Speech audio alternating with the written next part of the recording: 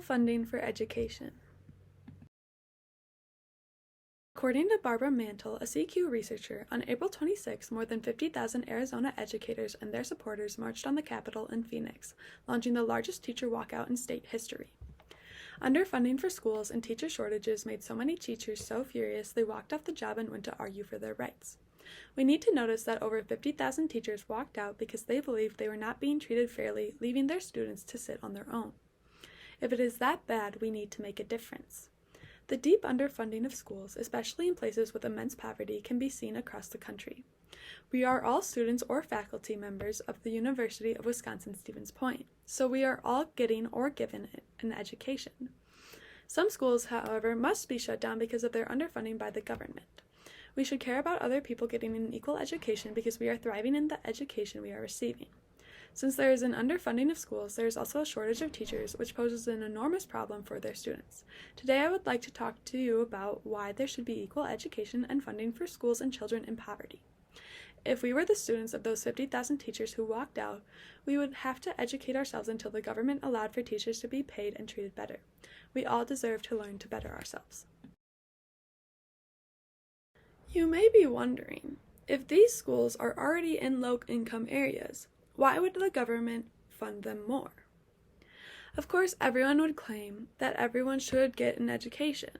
However, few realize the actual extent that it would take to be able to have equal access to education.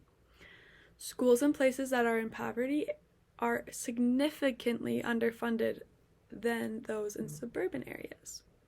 One area that is severely underfunded are the teachers. According to Mantle, people are working 2 or 3 jobs to make ends meet. If teachers are more focused on their jobs as teachers instead of having to focus on making ends meet, then they are better equipped to teach the future leaders of the world, the students. Since these teachers must work so many extra hours because the school cannot afford to pay them an adequate salary, they do not have as much time to plan detailed lessons and take a closer look at the students' homework. So, although it will be more expensive to pay teachers more, it will benefit everyone overall because our future will be in the hands of better prepared students. In the Bill of Rights, it is stated that it is the right to every citizen to have an education. However, according to Martel, states differ in how they interpret that requirement, and sometimes combined local and state spending is less per child in poor districts than in wealthy districts. There is discrimination against the children in the poor districts because they are given less money and funding of schools just because they are in places with less money. Some people may say that since higher income areas generate more money, they should receive more money. However, that is like saying that one person should receive more apples just because they planted more apple trees. In addition to this, just because these children grow up in low-income areas does not mean they are less smart than those in wealthy areas. Finally, there is a ginormous funding gap in between the low-income areas and high-income areas in every state.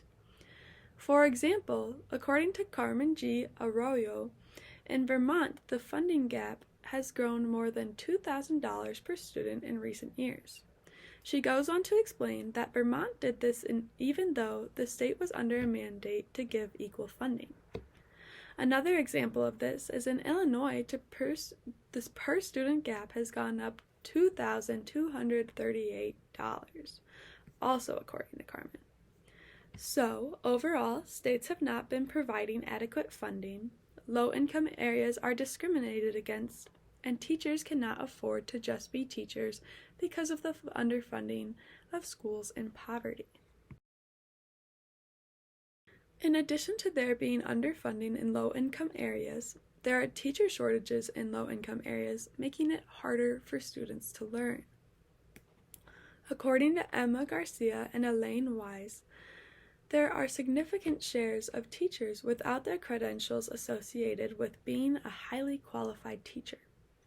So if a student in poverty has found a school to go to, often it is harder for them to learn because there is a higher teacher turnover.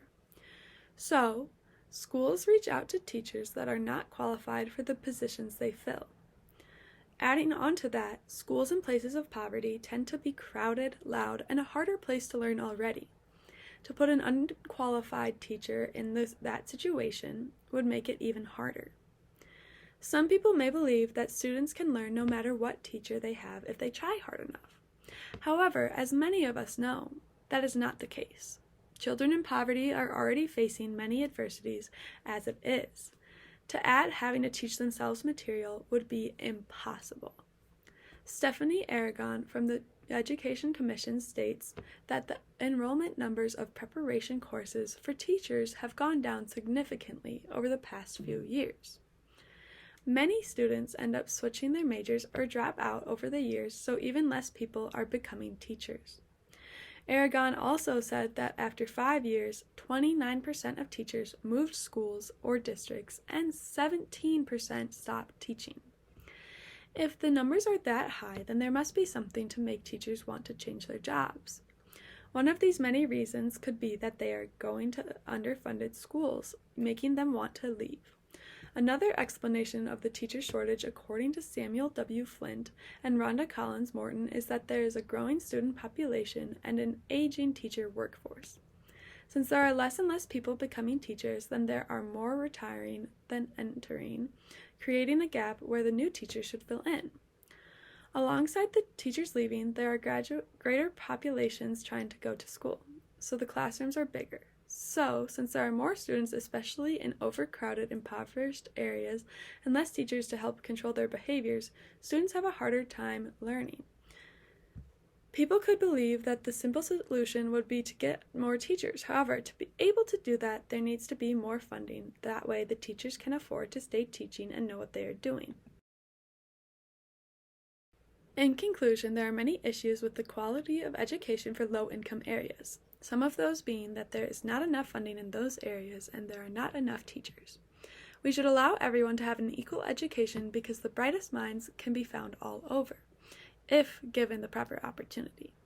Also, it is even said in our laws that everyone has the right to an education. If they have an education that is good enough, these future leaders could save the world. To do this, though, there needs to be more funding for schools, including pay and pension for teachers. Also, if there are better aspects for the teachers, like retirement and such, then more people want to be teachers because they will not have to worry about that second job. To receive these aspects so that everyone can learn the precious gift of knowledge, people need to call and write to their elected officials explaining the necessity of this.